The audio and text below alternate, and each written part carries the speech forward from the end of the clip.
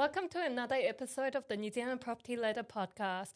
I'm your host, Jean, and today I'm here with Cherish. Hello. Hello, how are you feeling? I'm good. today? I'm actually so excited to be here, to be honest. So, yeah, I'm stoked. Oh, that's wonderful to hear. I love fresh energy Yeah. coming into sales, and you definitely have a bright future ahead of you. Oh, thank you. And, you took the plunge into sales right after high school. I would Yeah. love to learn more about it. Yeah. So tell me, you went straight out of high school into sales, you know? Basically, yes, I did. It was actually a big step. I finished high school last year. I graduated last year. And I knew one thing I didn't want to do. I didn't want to go to uni. Didn't want to go to university. Not that I didn't like school, but because I knew that I just didn't, I wouldn't say want to waste my time, but I didn't find any interest in going to uni at that time. So I knew I had to kind of make something out of myself. I was working at a local cafe at the end of the year, at the end of the school year. And I was in the cafe and I was thinking, I don't want to be here. I don't want to be here for the rest of the year.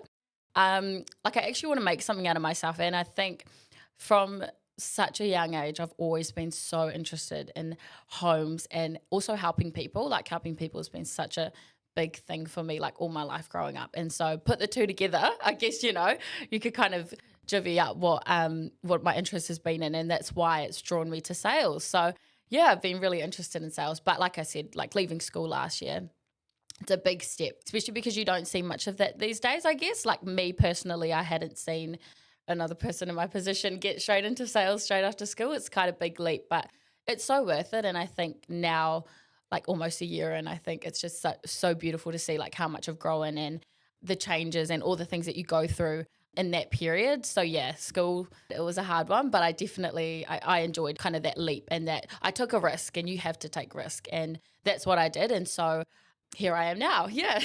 Oh my gosh, that's so awesome to Yeah. hear. And as you see, you don't hear many people just jump straight into the No. workforce straight out of high school. Because I took the traditional path, the Yeah. default path, I would say.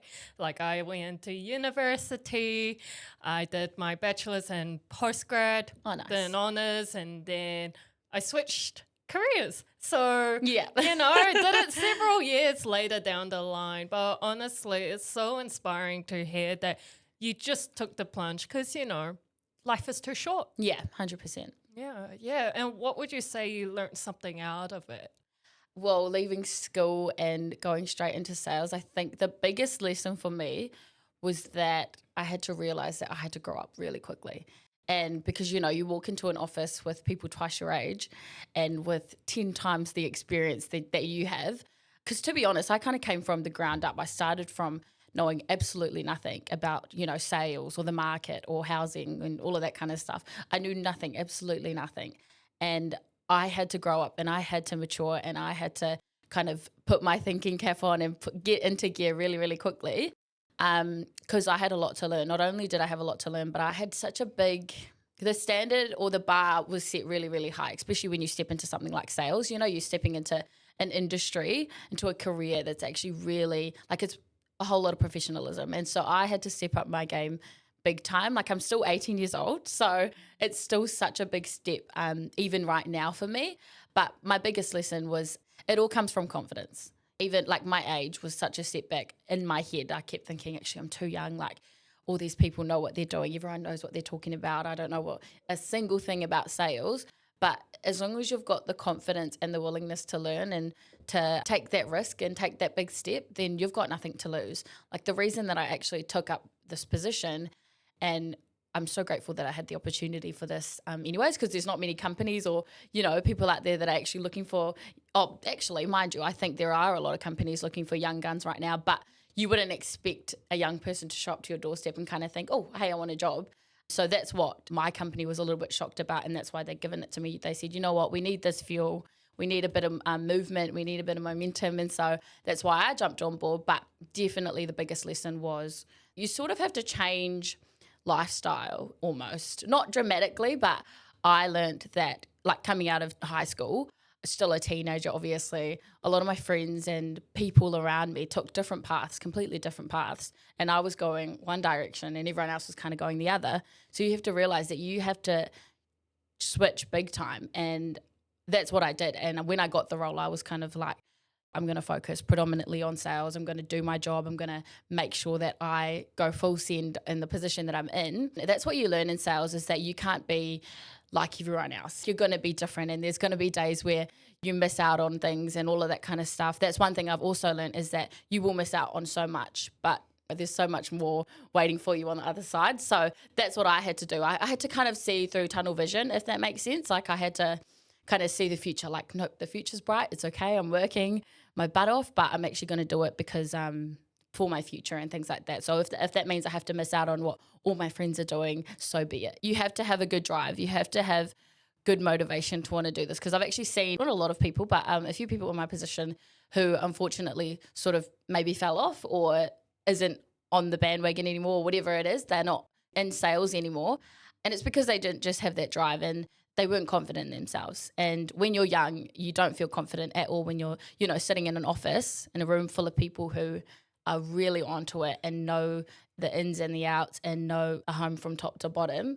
You're sitting there, you obviously are going to feel really worthless when you're young and you step into sales and you're still kind of learning the concrete things. But it's like, that's the beauty about it all, is that it's a journey, and that you have to have that willingness, that drive, and just that want to learn everything. Because like I said, I started from basically nothing. Like, I knew absolutely nothing, and now I'm selling homes. People underestimate how much you can do in a year. Oh, 100%. Oh, yeah. It's like, oh, yeah, when you start on a new venture, like you did with sales, at first it'll be like, oh, yeah, just give it a year. But it's like, oh, that's a long time. People think. Exactly. Until you actually step into it and you just focus on it so much that you just forget that time is passing by. I would have never seen myself in the position that I'm in a year ago today. Like, I would have never, ever, ever, every time I think about it, at the start of this year, I couldn't even believe that I'd be where I am right now. I just chucked a sold sticker up last week. Who does that? Like, that's just congrats. Thank you. But that's just crazy. Like, you go from leaving high school and like, I'm still a kid. Like, you're still out there doing your thing, but stepping into something like this, it's so rewarding. It's so beautiful, but it's like everything can change in a moment, like in a year. Like, so many things have happened. Yeah, 100%. That's incredible. And sales is such a it's that industry where, number one, you got to have that competitive edge to you to make you stand out from the crowd. And there's so many people doing sales. Oh, yeah. And you got to be unique. It's like, you can't be all of the same. You got to show some, personality and uniqueness to yourself. Yeah, that's one thing that I learned as well coming into sales. I thought, actually, everyone's quite, there's people everyone's quite different in their own ways. What can I bring to the table? Something that I can do differently to kind of get out there in a different sense than everyone else. What a lot of people actually don't realize, especially when you're young, especially kids that are in high school, you being young is your tool. Like, you being young is the tool that you have to kind of keep up with everything, keep up with the flow. So, that's one thing that I also learned as well, was what can I bring to the table? Because that's what you have to learn really quickly into sales, I think. Yeah. Definitely. Yeah. Definitely. So you're a new home sales consultant, is that right? At Greer Homes. That's fantastic that they offered you a role. So I know. Tell us more. Tell us more. How did it come to be? So first of all, I think when I left school, actually, funny, because I was actually had no plan in front of me. All I knew was, actually, I want to do sales. I want to do sort of real estate-y kind of work. I'm fortunate enough to actually have a friend who was my age as well, but she was a personal assistant for a real estate agent. So she was still kind of in sales. She was doing her certificate, all of that kind of stuff. But I knew that I had to take that big step, and somehow my plan A was to just get my foot in the door, if that makes sense. So what I'd done, summer holidays finished, end of last year or early this year, and I contacted so many agencies. I contacted every single branch in my area, in the area like towards Auckland, down by Hamilton. I called people. I contacted them every single day. I emailed them. I said, hey, like, do you have any roles available? I'm not a licensed agent, but I'm willing to learn. I want to get my foot in the door. I'm studying. I also, applied for my course to study, but I called agencies. I walked in and handed my CVs into all these offices. I personally called real estate agents saying, do you need a personal assistant or do you need some help? Like, I'm willing to kind of learn. You're going to be disappointed. Like, no one had gotten back to me, only because at the time the market was just a little bit slower. But I think a few weeks later, I had given up, like, for a bit. I think for a week. I was like, oh, okay, so I can't get a job. It's all good. I'll stay at the cafe. But then Greer Homes reached out to me. And so obviously I think I went in and took my CV in there, but they reached out to me and the manager said, hey, look, we don't have a personal assistant role available or a role kind of that you're probably looking for, but we have something similar. And they said, come in for a chat. We'll have a meeting and we'll see if you like the role. And so a week later, I kind of got given a contract at the meeting to be a sales hostess. I don't know if you know what that is. Basically, they said, what Greer Homes does is they have show homes all around New Zealand and they need people in those show homes 24/7 because they basically operate every week, majority every day basically. In Pukekohe, they were building a show home and they needed someone to be in there. And so what that come with is I had to learn a lot about the home. I had to learn a lot about sales and I had to learn a lot about client interaction and things like that. And so I took up the role. I said, you know what? It's not what I wanted, but it's something and I'll learn from it. And if I don't, that's all good. And that was probably the best decision that I had made because being that show home got built and straight away I got chucked in there and my office was in there and I had people coming in and out and I had to learn just off my own, really, just how to greet clients and how to talk to customers and things like that. And I actually had to learn a lot about the homes and all of that kind of stuff, all whilst doing obviously studying for my real estate license. Yeah, I think from that point onwards, they kind of said, wow, we see like a lot of potential in you. So they offered me a sales contract, a full-time sales consultant contract. So that's the position that I'm in right now, new home sales consultant. So I kind of worked my way up to that role, if that makes sense. But I am one of two in Franklin, of the new home sales consultants in Franklin, in the Pukekohe area. We actually have the ability to work and sell to clients all around New Zealand. Actually, that's the beauty of Greer Homes, is that it's really, really flexible.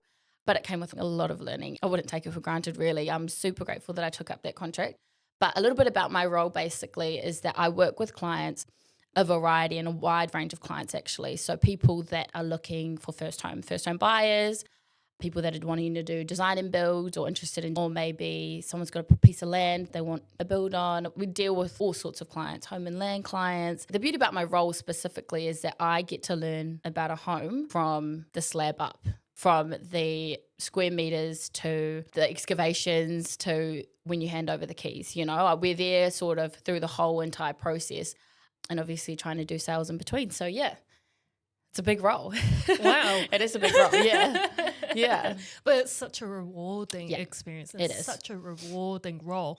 It really changes your life. Yeah. You're part of the client's journey every step of the way. Yeah. And buying a home or selling a home is such a huge decision to make and a huge investment as well. And so it's so wonderful to hear that you're there from when the slabs are built to handing over the keys. Exactly. I mean, you literally just put up a salt sticker. Yeah. And that's literally the thing that I love the most about my job, is that you get to go from a dream that a client has to basically handing over their dream to them. People come in with a dream and people come in and this and they want that. And I'm able to be there throughout that whole entire process. And that's why I love my job. And that's why I love what I do, is because I get to make people happy. It's life-changing for so many people. So the handover is the best part, because you're just like, finally, after all of that, here you go, It's rewarding. Woo! It so is, yeah. Oh, the stress is over. Oh, yeah, for sure. But they will remember that. They Exactly. will remember you and the interactions that they have. And most importantly, they will never forget how you made them feel. Yeah, exactly. Yeah. And that's the beauty about sales, is that you have the power and you have the ability to change basically someone's life, really. Because like you said, like how building a house or buying and purchasing a new home, like that's such a big thing. Like, and not many people realize that. I think one of my clients that I'd had earlier on in the year, he said, oh, I felt like I've just spent I think I've just lost a kidney almost, because that's genuinely how it is. But as long as you make that process smooth from the start to the finish, he's got his kidney back. So, Had so he's surgery, all right, he's been resuscitated. Oh man, and it's because you're there every step of the way. Communication is key. Yeah. You got to make sure you communicate right and through to make sure they feel comfortable. 100%, and yeah. You don't need to sacrifice your own house for it, but No, you're no. just there. That's another thing about micro homes is during the build process, we do a lot of client one-on-ones, and what we have is something called a client update, which happens if you're the salesperson basically almost 2 times a week, 2 to 3 times a week, but they get a formal update. So that just builds that client trust and that loyalty to your client, if that makes sense. Yeah. Yeah, definitely. And speaking of the process of building a home, what's something that most people don't realize about the process? They have a lot more involvement than they think. A lot of people think, oh, we're giving micro homes the ability to design our home. I hope they do it right. But it's like, no, actually, we pull you in for meetings week in, week out. Look, is this what you want? Is this what you're looking for? Is this what you're after? Like clients probably think that once they sign the paper that they've got nothing to do with it anymore. But actually, we involve a lot of our clients all the time for every build. They've got the ability to change and make amend. They change their mind throughout a build. Say they wanted one color, and now halfway through they're like, oh, actually, we want another color. They've got the ability to do that. They've got so much more freedom and access to the build than they think. They think it's just the project managers and the salesperson's job to do, but no, not at all. It's actually salespeople even follow up like, hey, just double checking, is this what you want? Look, I've got another option that I think might suit your needs. Whatever it is, clients and people that are looking at designing their own home have all the freedom they kind of possibly want. You can do whatever, really, as long as you're in tune with the build and the process. And like I said, the project manager and the sales consultant knows about it. Like, you have the freedom and the capacity to change or make amendments to anything that you want, really. And that's what a lot of people don't know is, like I said, once it's signed, then they've got nothing to do with it. But no, that's not the case. Yeah. It's a lot of working in with the sales consultant and the project manager. It's a lot of involvement. We like our clients to have as much involvement as they possibly can, just to build sort of that, like that feeling that we would love for clients to think, like, actually, this is going to be our home. We can actually do. We've got the ability to change or do what we want to it. The beauty about it is that Mike Greer has that option, and we give that option. So, yeah. No, that's incredible because that's their home. Yeah. And they're going to create memories in it. And it should be personalized to their taste. Yeah. And so how long does this process take? Or is it case by case? It is case by case because, like I said, we do a lot of options. The design and build process may take a little bit longer than, say, the turnkey option, whereas our turnkey option is we purchase the land, we've got a design for it, we build it. I'll give it a good 6 to 8 months, you know what I mean? Whereas the design and build process, it's a lot more sketched on. It's a lot more, meetings and involvement with the clients. Like I said, it's because it takes a while to do for work and drawings and things like that. But the design and build process is probably a little bit longer because you're actually dealing with what a client wants and not necessarily the design that we've just got, the floor plan that we were just going to build. So and like I said, when customers and when clients have the freedom and the ability to make amendments to things, that changes the process and things like that. So it depends. It really does depend what it is, but the process is fairly simple. I explain it to clients a lot of the time that the process is, number one, we need to first understand the client. What do they need? What is it that they want? What is it that we can cater for them? What is it that we need to give them that they don't know that we've got? What's their budget? Or do they have children? Do they want land? Or do they not really mind? What subdivision do they want to be in? All of that kind of stuff. That's step one. Step two is the design process. So we would obviously kind of do up a design for them, make amendments as much as you want. The design, the build hasn't even started. They've got the ability to do that. And so a lot of meetings, heaps of meetings with the clients, client updates, like I said, where the designs are at, all of that kind of stuff. And once they're happy with what's on paper, they sign that, and then the next step is the construction starts. And throughout that construction phase, the clients, like I said, are heavily involved in that. They get client updates every single week, and we make sure that they know what's happening majority of the time, all the time. because that's just how you build that trust. And like I said, a build takes like around 6 to 8 months for us. So in that short but long period of time, I would want to know where my house is at or where my home is at. So it's important that those clients get that regular update. That's something that we're really, really heavy on. And then obviously construction complete, the handover happens and all of that kind of stuff. So that's a fairly simple way to break it down, I guess. But I always like to bring that up or say that and talk about it with clients that way, in the simplest way, because I like to take the stress off a lot of clients. I think when clients come in and think, oh, we're designing and building a home, it can seem really, really overwhelming. But as long as you've got someone next to you that can give you simple answers, simplicity, but also with a little bit of depth just to gain that bit of trust with them, then they'll feel like it's such a smooth ride. And that's what my job is, to make sure that they're overwhelmed and they're not stressed out about the process, because it's not a stressful process unless you make it a stressful process. So my job is to definitely be the calm in the storm, if that makes sense. So yeah. Wow. And it sounds like a dream come true. Yeah. You know, there's a lot of flexibility, there's a lot of customization involved. That's fantastic. Now I'm considering that. Do you want to build a home? Oh, I do want to. I know, Actually, yeah. I've had some clients, when I was checking in with them, they would tell me, actually, we're not in a position to sell right now because we're thinking of building a home. Yeah. Or subdividing and then build at the back. And it seems to be quite a popular option as well. And so speaking of, what upgrades tend to be the most popular right now? I think buyers nowadays are looking for more modern, smart, and minimalistic living. Like, I think there was a big, or not a trend, but a big thing that a lot of people liked space and that big lifestyle living and such a big backyard or all of that kind of stuff. But now with all the new technologies coming out and with all the gadgets that you can use, you can kind of go over and beyond. But things like inducted heating, such a big one, such a popular one, such a favorite. Inducted heating, different like security systems. A lot of people nowadays are really, really harsh on that. When you build a home, you want to protect it as much as you can. So, of course, yeah, kind of upgrades like our specs at Greer Homes are good quality specs. So I don't really deal with a lot of clients that want to upgrade things anyways, because it's actually the quality that you get is really, really good, if anything. But that's normally the case, heated flooring, heated tiled flooring in the bathrooms. Yeah, that's probably the main upgrades, I'd say, yeah.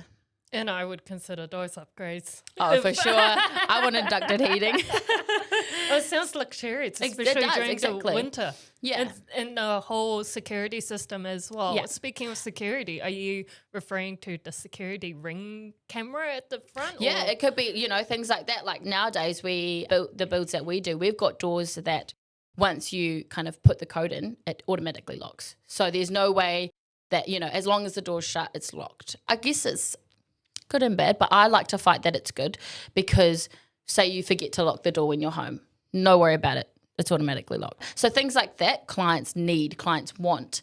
A lot of people are looking for that kind of security in their homes because they've got the ability to. Like I said, the technology is out there. They've got so much freedom and the options to do a lot of things. So the security and the inducted heat pumps, I'd say inducted heat pumps is my favourite, because if you think about it, you purchase a home and it's got, let's say, one or two heat pumps, and one's at one end of the house and one's at the other, or maybe you've just got one. I'm not too sure.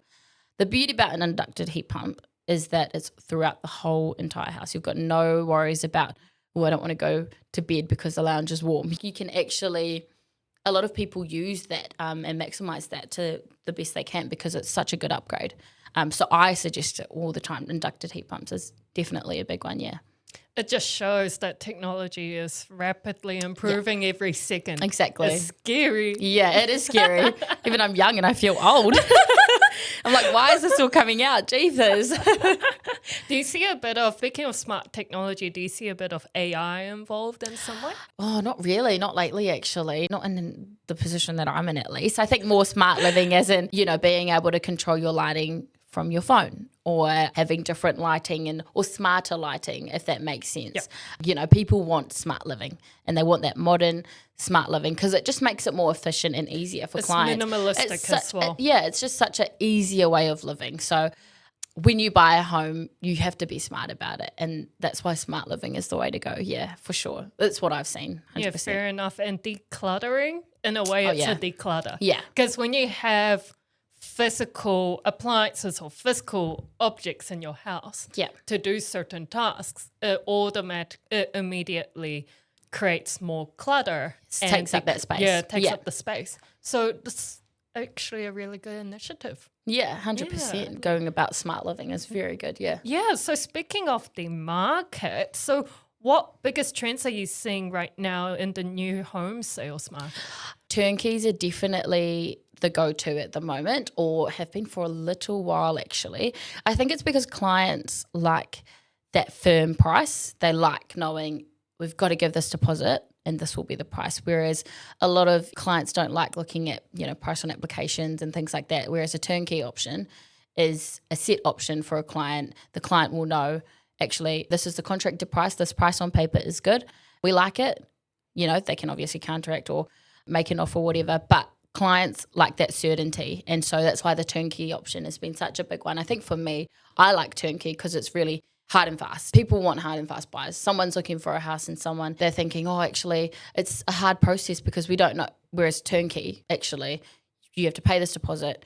This is the price that you'll get it for. This is the house. People want certainty. People want now. They don't want to wait until when an offer comes up or when a price comes on later on. No, people want certainty now, and people want that price to be given to them firsthand. And that's what a turnkey option provides. And that's at Greer Homes, we do, the majority of our builds are turnkey options.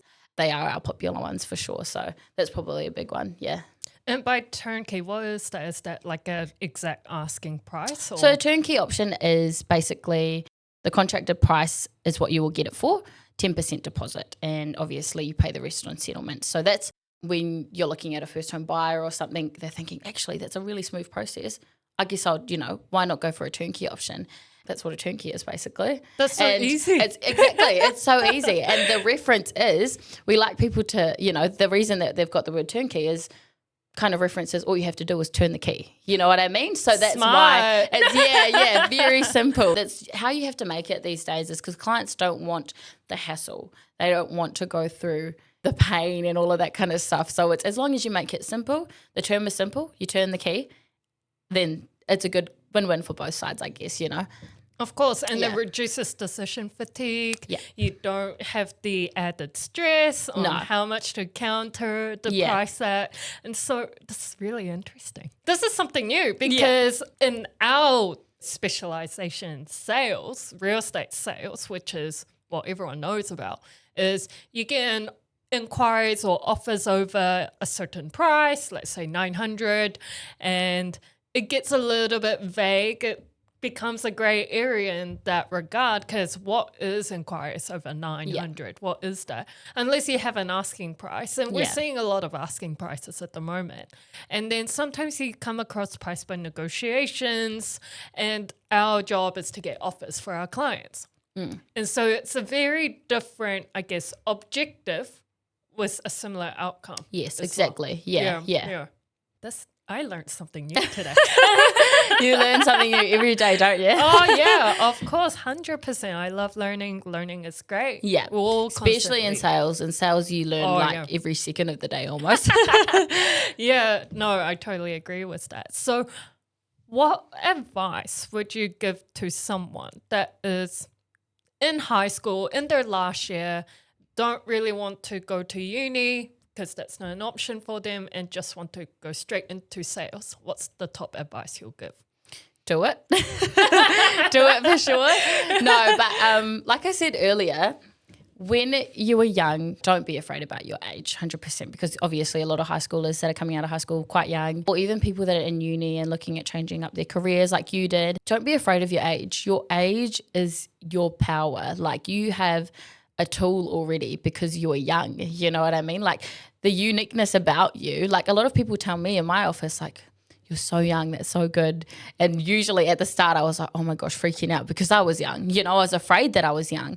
But really, what you need to realize is that clients these days actually are looking for someone that they can relate to, especially first home buyers. A lot of our first home buyers that we have, they come through and they're quite young and they want someone that they can kind of relate to or bounce off and things like that. And in that term, that's when a young gun comes through and can instantly wrap that client, you know, and look after that client. And so not necessarily saying that that's the only thing that you can do, but you have the tool and you have the power to change the narrative really on sales because you're young. That is your strength. That's where all your power comes from.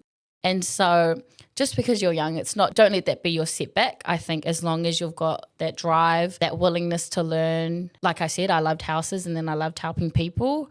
As long as you can fit that all in one boat, then you've got nothing to lose. I always told myself when I stepped into this position that yes, I was quite nervous, 100%, but I had nothing to lose. I'm very young and this is the best time to learn sales or to do sales or to carry out this role because I'm young. Like, it's such a rewarding thing. And it's like I said, yeah, that's it. That's basically it. Is when you're young, you will reap the rewards. You don't want to wait until you're a little bit older or later, or even, you know, if you want to go to uni and you're thinking about it and you're thinking, actually, I'll go to uni, I'll study, and then I'll do it.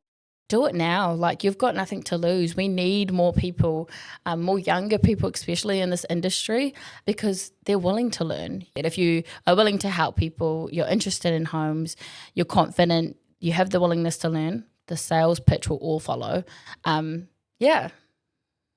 Being young is your superpower. Woo!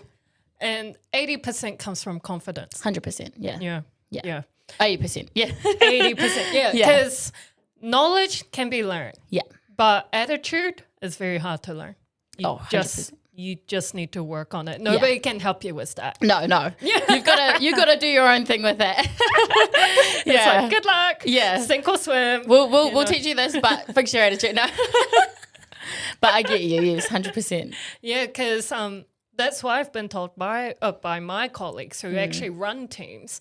They tell me, you can learn real estate, you can learn sales, but you can't learn attitude. You can't teach someone to have a good attitude. Yes, it's such good advice. Yes, 100%. Yeah. So many people, like I said earlier on, I know of a person who bailed out of sales because she wasn't confident in herself, because she wasn't, you know, she felt like she didn't have the ability. That's not the case at all. Change your mindset, change your attitude, and everything else will follow. Like me personally, yes, I was nervous. Of course I was. Like I said, I stepped into an office with people that were double my age, years of experience ahead of them. I started with nothing. Be scared. Step into that office and be scared, because you're not going to learn any other way. Yeah, being uncomfortable is actually a good thing. Yeah, you're in the right place if you're uncomfortable, because then you've got so much space to learn, you know, like you've got a lot of things to learn. Like, you want to run away, but deep down your gut feeling's telling you, you know what, just trust yourself, believe in yourself, and just do it. Yeah, 100%.